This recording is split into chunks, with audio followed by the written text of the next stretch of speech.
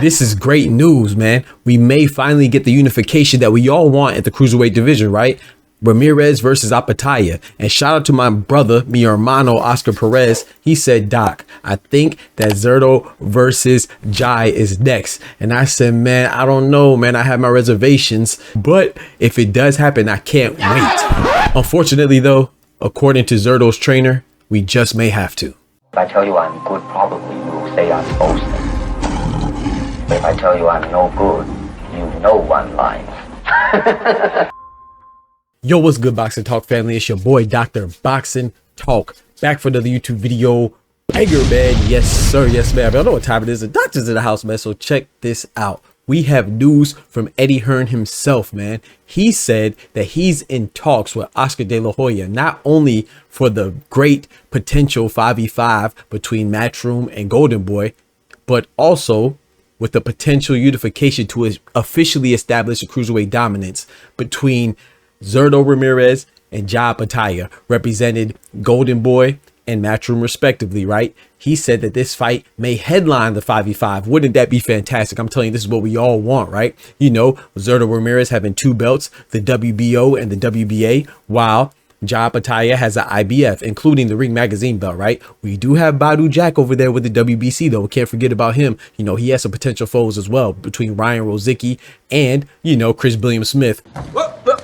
Is there anybody in particular who you think might be a good fight back? I mean, I'd love to fight Badu Jack. You know, he got reinstated as the WBC champion, and I've always wanted to fight him. He's been ordered to fight Rozicki, but yeah, that I'd love that fight. Who we just saw lose his WBO belt to the aforementioned Zurdo Ramirez, right? But this fight, it looks like it's so great and we want it, right? But according to Zurdo Ramirez's trainer, you know, Julian Chua, he may have just shut that down, at least for the near future. I think Zurdo wins if he fights Opetaia, Chua said. I try not to look too far ahead. I've been focused on the guy that I can't announce yet, but the guy we're supposed to fight, and I'm just taking it one step at a time. So as you can see there, he said, man, I'm excited to fight Opetaia. I think we could win. Of course he's going to say that, right? You know, but I do agree with him. I think he has a very great chance of winning. I think people are overlooking Zurdo Ramirez. I think him and Opetaia, that'd be one of the best fights of the year, you know, and it's very early in 2025. I think I'm not going to say it's a 50-50 fight, but it's very close to that. You know what I'm saying? Either way you're leaning, you know, but he's saying that we have another fight, you know, coming up. Now, of course, this is boxing, right? And things move with fluidity, so it could change day to day, minute to minute, right? It could be one way today and another day tomorrow. So that doesn't mean for the right amount of change, for the right amount of money, for the right price, insert Big Turk, that the fight can't happen next. So, but right now, per reports at Boxing Scene, this is up to 2 days ago. This is very recent. You know, they have somebody else lined up to fight. They already have it selected, and Julian Chua has already been in the lab, you know, studying this guy. So it's gonna take a lot to change him, to switch to have him change and switch gears to Jai Opetaia, but that doesn't mean it can't happen. However, the likelihood of it happening next, I think that I'm gonna lean towards Julian Chua and say that it probably won't happen next.